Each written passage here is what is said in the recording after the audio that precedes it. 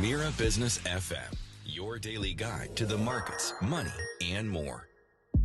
It's the Morning Drive. It is Mira Business FM. My name is Tim Elliott. Good morning to you. Financial planning for companies again this morning as a roadmap for your business, helping you hopefully to allocate resources efficiently, to make informed decisions, and perhaps also monitor financial health. Now, last week we discussed medical insurance and life cover for 20 minutes for each, I suppose, the importance of them, what to consider, how to do it, and even who to consult with to make things easier, and as well as the importance, the critical importance of looking after our most important assets, i.e. employees. That was kind of the thrust of it. So this time, with James Thomas, an independent financial advisor, we're talking retirement plans and liability insurance. Good morning. Good Mr. morning. James. Nice to see you. And Sorry, you. I'm just trying to make sure I've got it all in there because I want to get. sounds good. I want to be methodical about this. Let's wait. I thought we'd start with retirement plans because, well, it's a minefield. I don't know where to start, and it also retirement kind of scares me because it's one of those things. It's ever closer, and it's something you have to face. It is. You know. And as you rightly say, it feels like it's just around the corner, to be completely honest with you. A lot of people would say retire him now anyway, but I mean... No, surely not. And it is something that we need to discuss. And I think we need to get into some detail about it because Yes.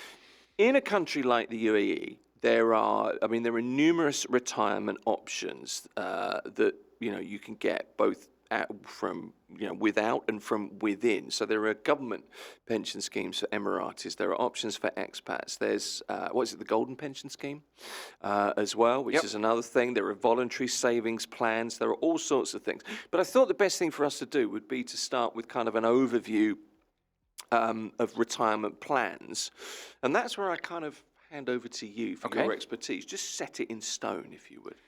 Well, like we discussed last week, all the things we're talking about for companies, we have discussed for individuals. But this is, if you like, the next stage on. So whereas last week with medical and life insurance, I won't say it's straightforward, but it is more easy to understand. With a pension plan or retirement planning,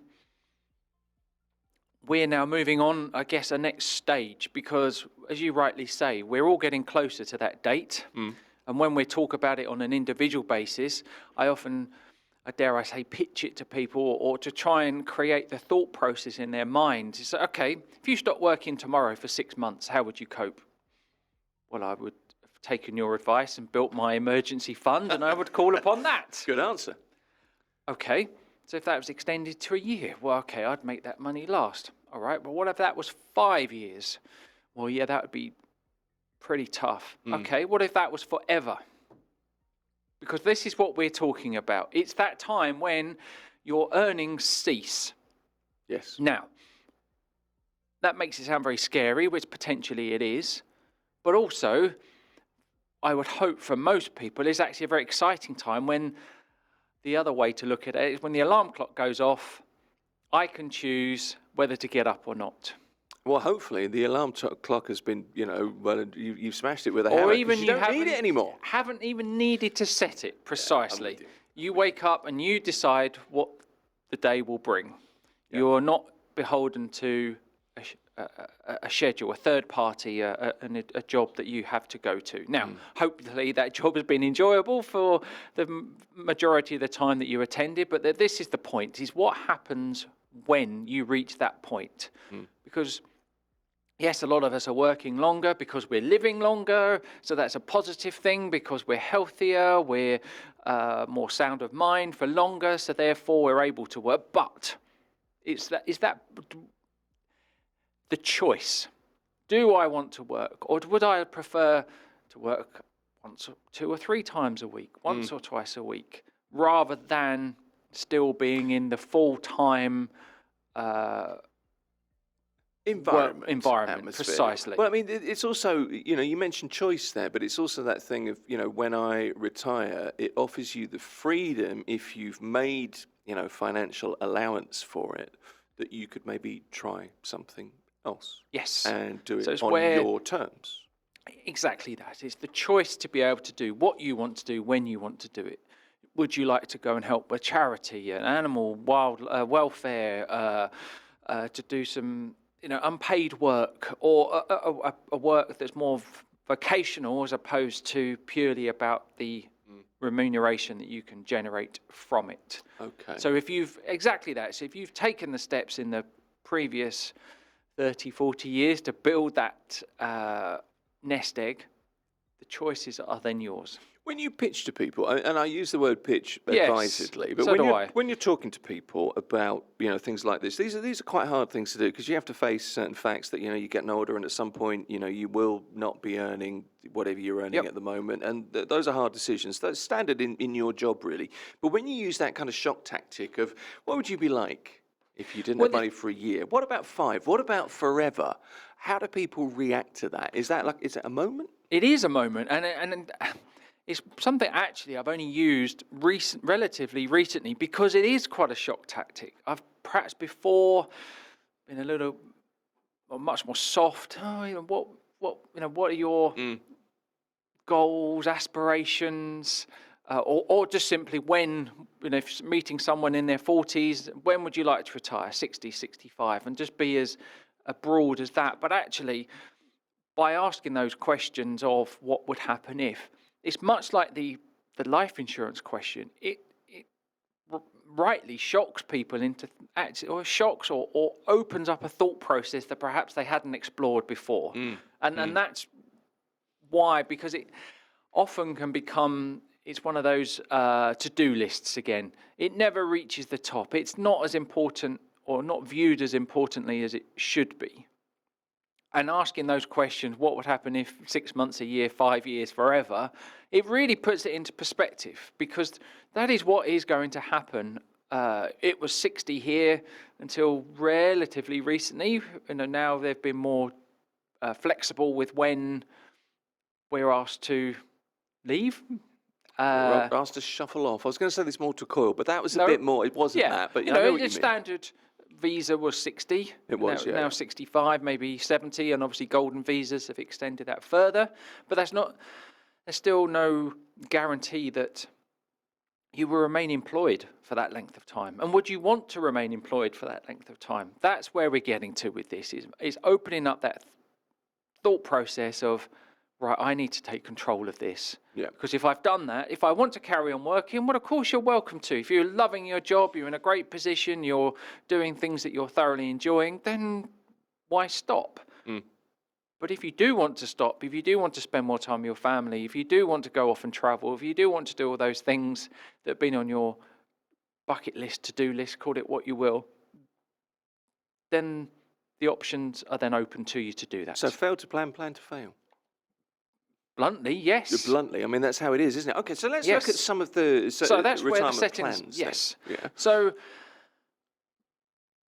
what we're then talking about here, as opposed to doing it just ourselves personally, this is now companies taking, again, guidance from other parts of the world where a retirement plan is more normal in one's benefits package. And arguably in lots of countries, certainly in Europe, UK, it's compulsory that there's some form of pension planning. Yes, there's a gratuity scheme here, which is 21 days for the first 5 years, and then 30 days thereafter, capped at 2 years' salary. Or again, they're the general rules. There'll always be slight variations of that, but that's so 2 years' worth of salary as a maximum that you're going to get as a lump sum. But that's the key. It's a lump sum payable to you when you finish working for that company. Yeah, that's right. So while that could still be a sizable amount of money, it's unlikely to be enough to allow you to live comfortably for the remainder of your life. It doesn't account for the growth that you may have seen where you were able to invest that over the course of your time in employment. So I'm still setting the scene. So that's what we're trying to talk about. So companies thinking, okay, what should we do for our staff? We know we have to meet that liability, but nonetheless, if we were to offer some form of savings plan, pension plan, retirement plan, call it what you will, then we can allow our staff to actually plan more adequately for their retirement. Right. Okay. So that's, again, where we're coming from when we start to talk about this. So then it's a question of how. Now that is actually the easy, or what to do. That's actually the easy bit, in the sense that it's a product that numerous providers offer that simply is a savings plan that, rather than set up for one person, it's subdivided into a sub-policy for each and every member of staff that you have within the company. So you say each month we will allocate X percent to your fund. Yeah, and the bigger the pot you have, and this is why pension plans are so often referred to in financial markets, the bigger the pot you have, the more potential you have for investment, the more power you have in terms of the investments it's you that make. snowball, the positive. Exactly. The more it grows, that you're getting growth on growth on growth. It's, again, the eighth wonder of the world, the power of compounding. You're earning interest on money that you never put in there. The eighth wonder of the world. I think that's what Einstein called it, or maybe that's been paraphrased over the course of time. But nonetheless, the theory is absolutely correct. It's that power of earning interest or growth on growth that Okay, so let me just mention a few things, Please. and we'll get into some more details. Yes. So pension schemes let's start with Emiratis, for example. They're Emirati citizens covered under the federal pension scheme. Yes. That's governed by the General Pension and Social Security Authority. Yep. So there's been reforms to that over the years, but recent reforms, Federal Law number 57, 2023, they've modernised the framework, enhanced retirement security, and ensured broader coverage for employees. That's one. Yep. Okay, that applies to a certain number of people in the population. Yes, and that we're not talking about. That's a government federal-backed scheme. That's a federal scheme. But that's only for Emiratis. That's right. So it leaves you with retirement options for expatriates in this country. Which is the vast majority of people. Yes. So end of service gratuity you've mentioned, a lump sum payment, depends on salary, length of service, which is payable at the end of employment.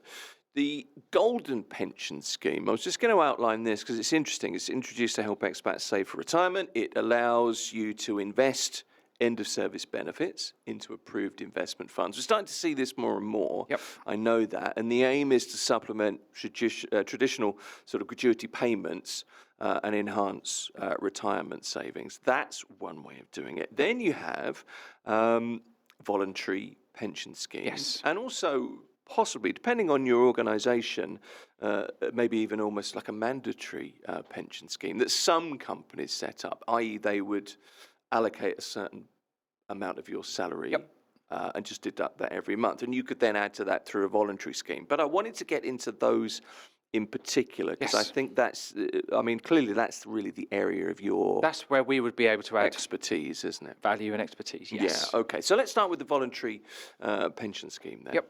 Is that the big thing that people would come to you for? I guess it is, really. Yeah. Okay. Yeah. And like I say, it's that, again, the hardest part is probably getting over the fear. Not so much fear, but because having to rationalise. Yeah, but because it's not a mandatory requirement at the moment. It's a discipline thing, isn't it? It's the discipline thing. So therefore, it's okay. So a company actually been quite forward-thinking in saying, right, we want to help our staff plan for their retirement. And how do we do that? Well, we could set up some form of voluntary savings plan. Now, we get much like other things, because it's the economies of scale, because we will be saving more, there's more assets invested, therefore we can get a better price for that, rather than just one person taking out one policy. We're taking out multiple policies from one place. Yep. But from a practical point of view, it's very safe because it would be governed by international laws and regulations. It would have typically we use a trust to make sure that those funds are well protected, cannot be utilised as some unscrupulous companies did in the past, and actually used the pension fund to bail out the company. So all of those protections are in place. So that, again, there's that peace of mind for the members of staff. But I would hope as an employee you would see it as a very positive thing that that company had taken the trouble to implement some form of savings plan, pension, call it what you will, for your retirement. Yeah. Now, so the company may have a goal in mind of what it wants to commit to saving into these schemes. Let's pick a figure, 5%. Often they would then say, if we put this amount, we would ask you to match it. Yep. So therefore, let's say that 5, you put 5, suddenly there's 10% of your salary going in. And then there may be a third option that if you wish to add further contributions, you could do that by way of salary deduction and be payable into your scheme. Okay, so really, it's a pay yourself first instrument, isn't it? Absolutely, and it could not be more at the top of the queue, as it were, because it would literally be deducted before your salary is paid to you. Okay. So it doesn't even enter your bank account in a sense. Yep. It would be diverted before it's paid to you into your pension plan each month, and then you can see where that's invested and how that's then growing. I'm with you. Okay, so that's. It sounds pretty simple, pretty straightforward. It sounds painless. As much as you're not seeing your full money every month, you're safe in the knowledge that you have paid yourself first. You're looking towards the future. That's how to look at it. It's not that I've had a deduction, therefore I'm 5% short on my salary. Where's my salary? Yeah, precisely. No. It's to think of it as I've already done my savings. I'm committing planning for my future. It's a really positive thing. Yeah. Okay. So then you need to look at contribution rates, investment options as well. Again, wide range of investment options, and again, this is where it potentially gets a little bit more technical, but just to say that it's a huge range of funds can be utilised. Some companies may say, right, we're just going to use a balanced managed fund, a very generalist fund, because we know that that would be suitable for the vast majority of our staff. Right. Or we can say, right, you can choose what you wish to, but of course that then means assuming that people have some level of investment knowledge. And that's where we can come in and offer that service to make sure people are. But again, it's that how paternal, that's the right word, does the company want to be? Because if you're just let loose with a full range of funds, you might take a far more cautious approach. No, I don't want to take risk. But if you're 25, as an example, and you've still got 40 years ahead of you, I would argue that's when to take the risk, because you've got all the time for those any potential peaks and troughs that they will be so far in the past. It's that old adage, isn't it? It's time in the market rather than time in the market. So I'm with you. The big crash in the UK in '87, Black Monday. At the time, the market fell 25% in a day. But if you now look back, it's a mere blip. So that's the point I'm trying to get across. At the time when you're in it, it's, this is really dangerous. What's going to happen? I've lost all this money. But you just need to take a step back. I don't need this money today. I need it in 10, 20, 30 years. And then if you're looking back at that, I use that as an example because that's the biggest fall that I, probably since the 30s. Single day loss, certainly. By some margin as well. No, you're right. But I mean, so that's the point I'm trying to get across. If you're young, probably take more risk. Again, I'm being very generalist. The older you are, potentially slightly less risk. But whereas a balanced managed fund can cover most bases for most people, give a reasonable rate of return without taking an enormous level of risk, but taking enough risk to get a better return than you would do simply leaving it in cash. So it's that eternal balance, isn't it? And always. Depending on how paternal, as you put it, and that's quite a good way of putting it, that a company wants to be, what you also need to do is to inspire confidence within your employees so that they understand that if I'm going to dedicate this number of years of my life to this company, it needs to offer me something in return. And I need to know that The pension fund is a well diversified portfolio of different asset classes, mutual funds, real estate stocks, whatever all it of is. that. And that's when I use that term balance managed. All of those things are within typically that sort of pension fund. Yeah. Okay. So let's conclude. We've got a couple of minutes left. So retirement planning is crucial. Whoever you are, wherever you're from, however old you are. Yeah, all of the above. And I'd like to think if you're then, as a company, offering that, you will attract more talent as well, because they would see that as a real positive thing that company is providing such a facility to their members of staff. Yeah, okay. No, that makes sense. Okay, so lots of different pension schemes, savings options available. I don't want to really get into, particular schemes or anything, because we would be here until certainly next Thursday, for sure. Yep. But the point I think that you would, I'm guessing, and I'll paraphrase it, but for you to get across is, look, explore options, consider consulting with somebody like you, because there are so many different facets and paths that you can take. Yeah. And again, when it comes to the schemes all parts themselves. of the consulting process, that's what we're here to do. Ask you lots of questions to find the right solution for you. Okay, I'm with you.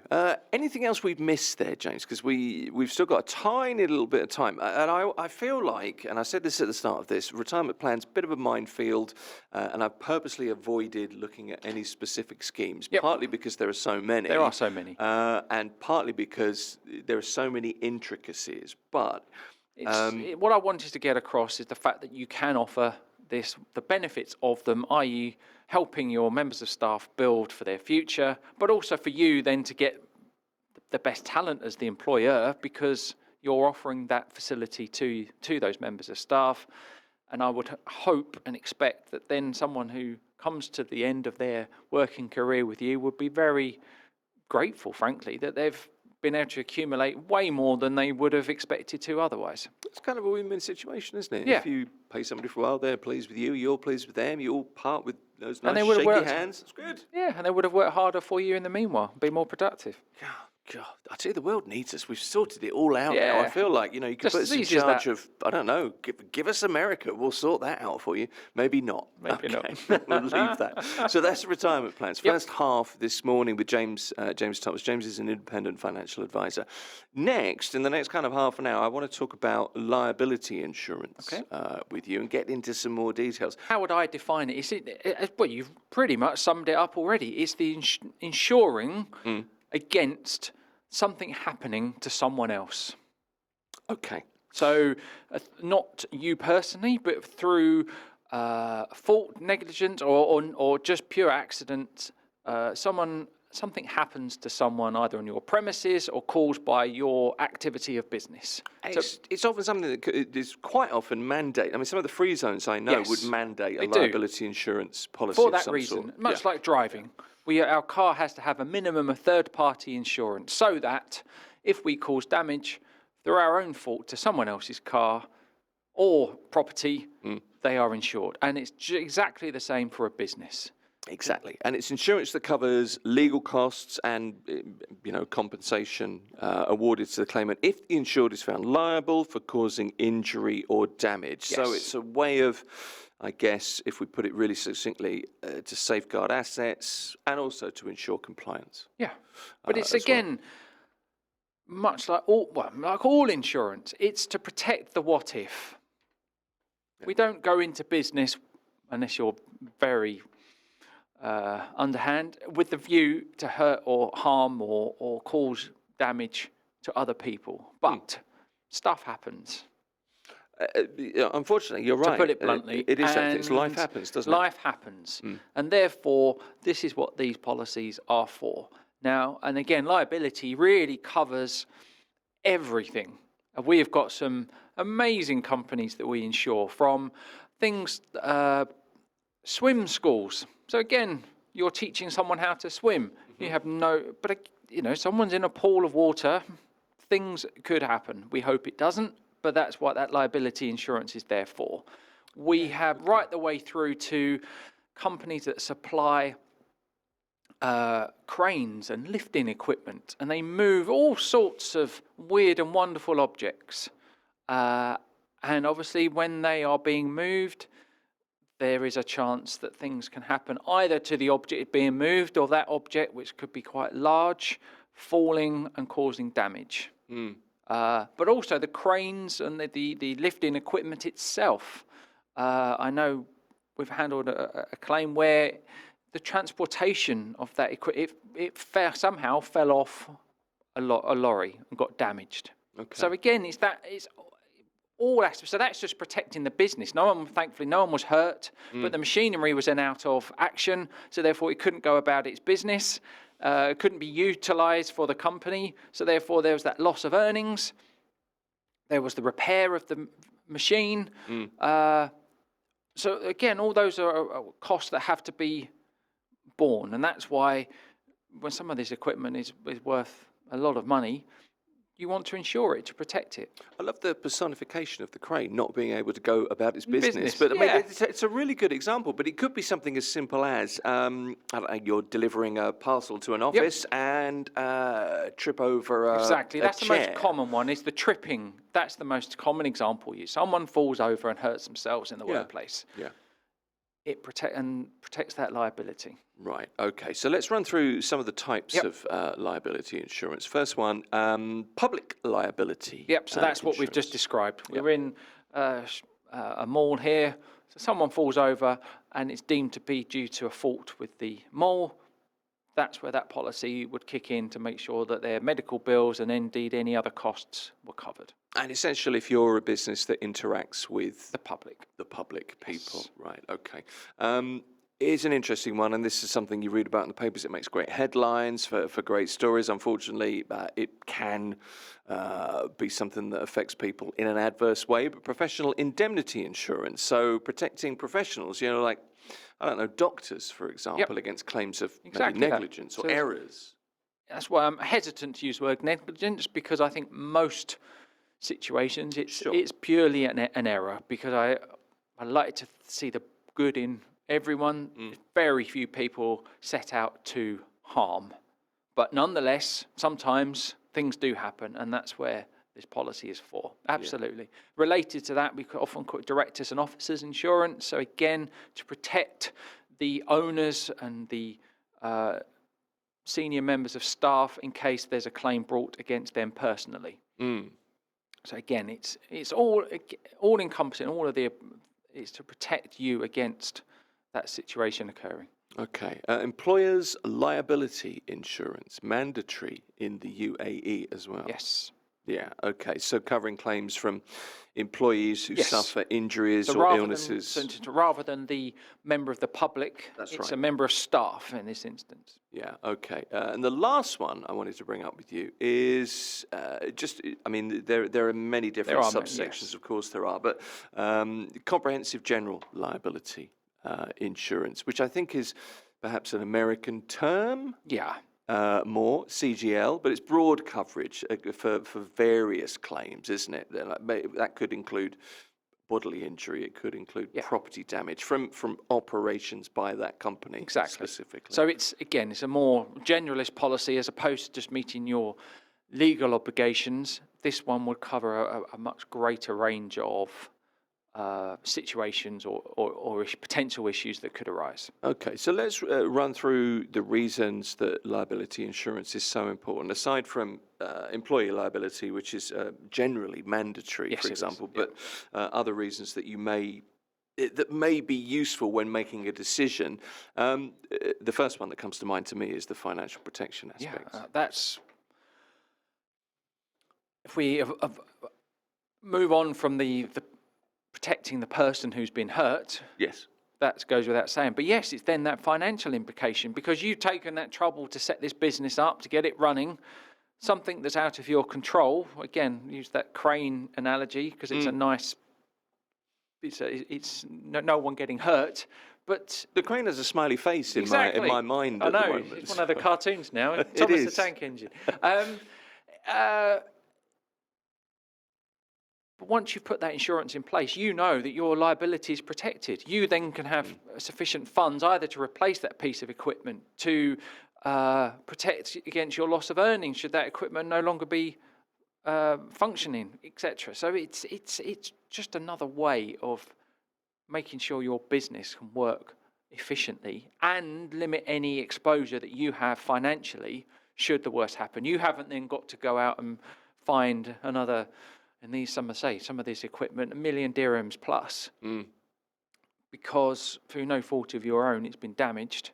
And then the revenue that's then lost because it's no longer able to be, and you've then lost clients who then had to go to someone else, to a competitor. It's a snowball effect, and that's what you're insuring against. Right, and I guess as well, an important point to make is from that, it's the peace of mind aspect. That's always what it comes back to. It's just Yeah. that peace of mind. I know, like again, if we take it back to the personal insurance, once you've got that life insurance in place, you can sleep a bit more easily because you know that should something happen, you're protected. And this is the same, maybe not to quite the same degree, but it's potentially more likely to be, thankfully, claimed upon because these things happen when you're running a business and things are being used and people are in your premises, etc. The likelihood of something happening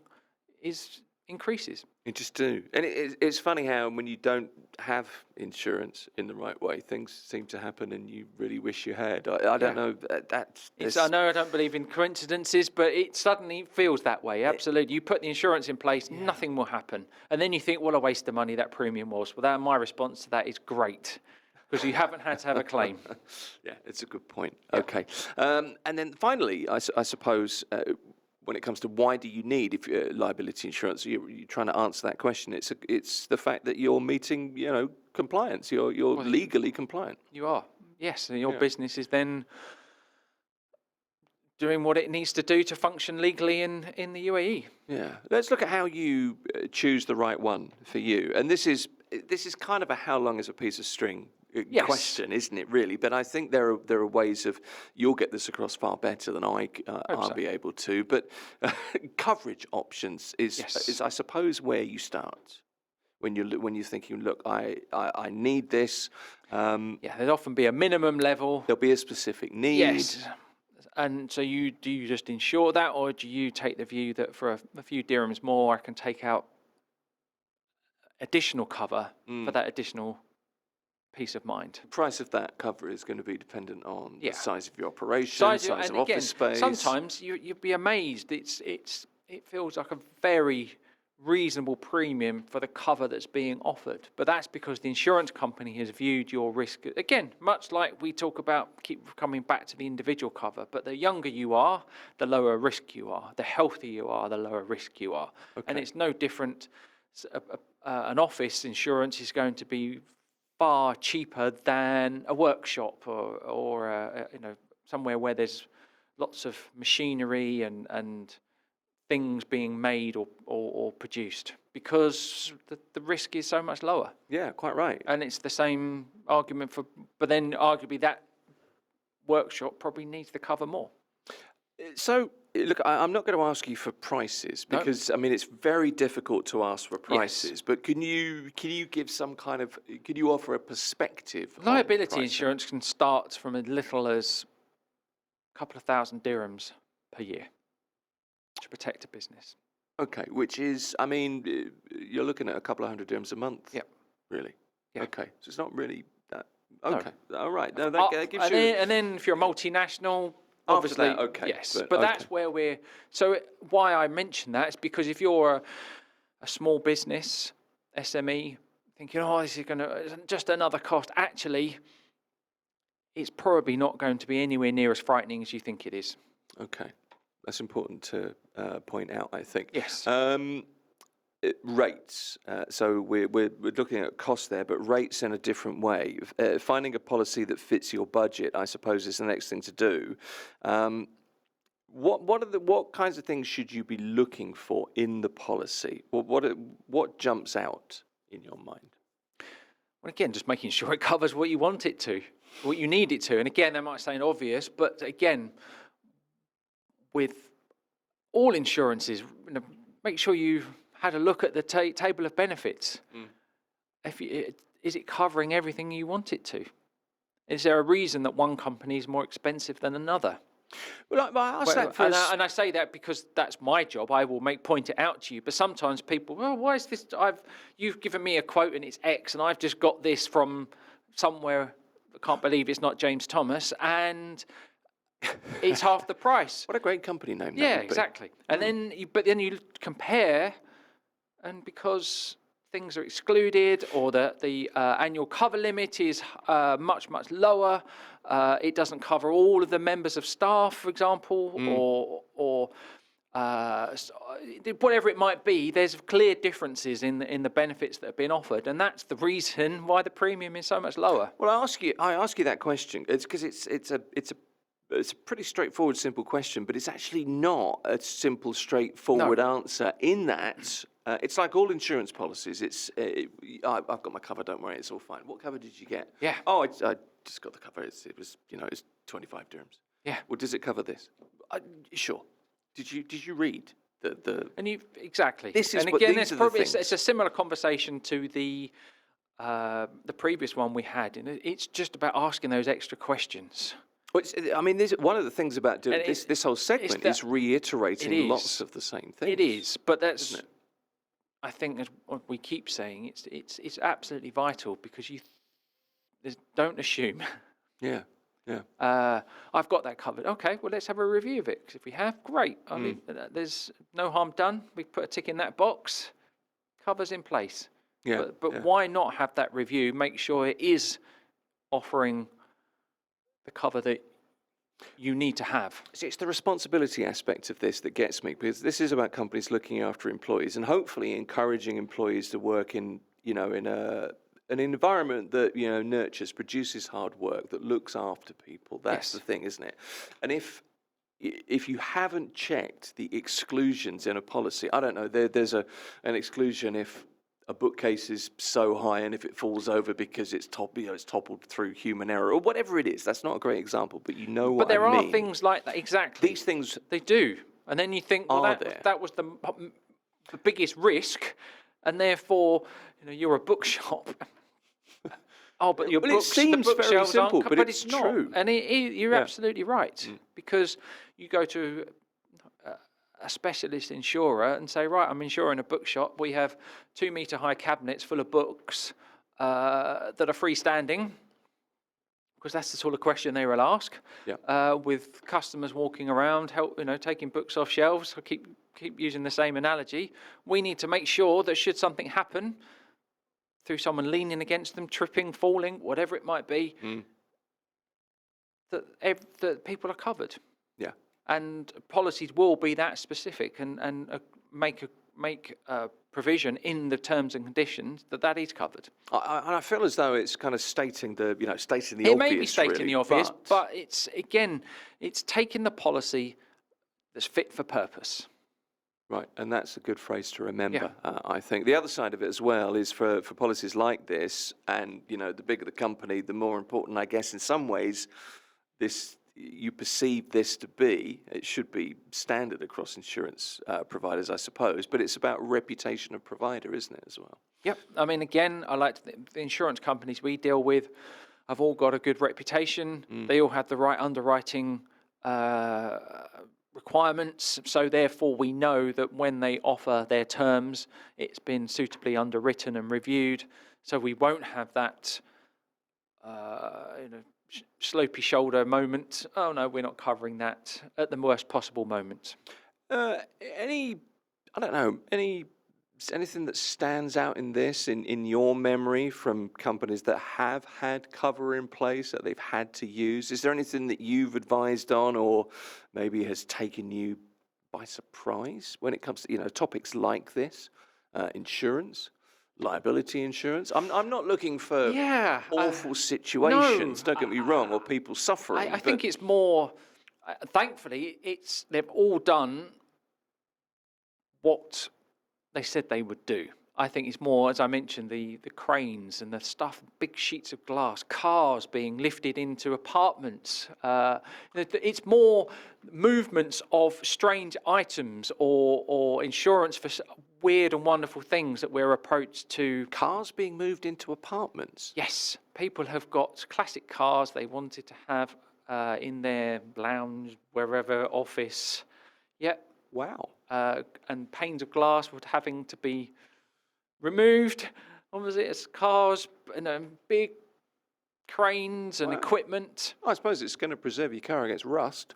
Yep. If nothing else, isn't it? I just say that's more what I would say is the stories and the surprising requests, the normal liability insurance, the public liability, the directors and officers to make sure that should any claims be made that their individual members or senior members of staff are protected. That's all quite, dare I say, straightforward. Sure. And very few have actually had to have claims against, because again, normally we're not setting out to take these policies with a view to claim against them. Yeah, okay. That's just an interesting example. Fleets of cars, that's another. Well, that's a very good point to make. But that's more. Again, that is just a classic economies of scale. If you've got 100 vehicles, why take one policy? Get a fleet policy. But it's not quite liability, but it is in the same. We would put it in the same sphere of business protections policies. Okay, all right then. So yes, I'm perhaps waffling because I don't have, but there's no particular examples I can think of, thankfully, where we've been surprised well, it's good that you can't, I suppose, in a lot of ways.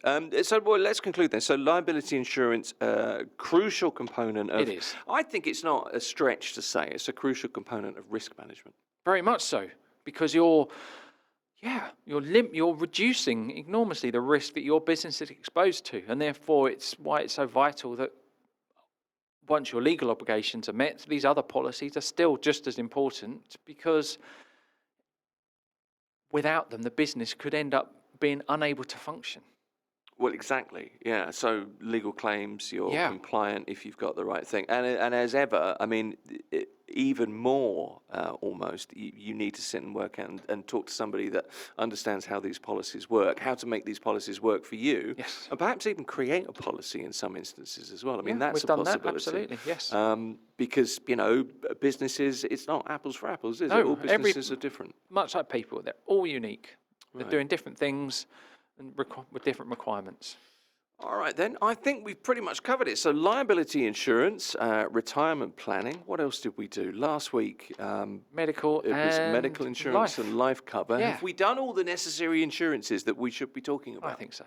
Okay, so insurance is done and dusted. Next week, another topic, another personal financial planning topic. Yep. Maybe we'll go back the way, who knows.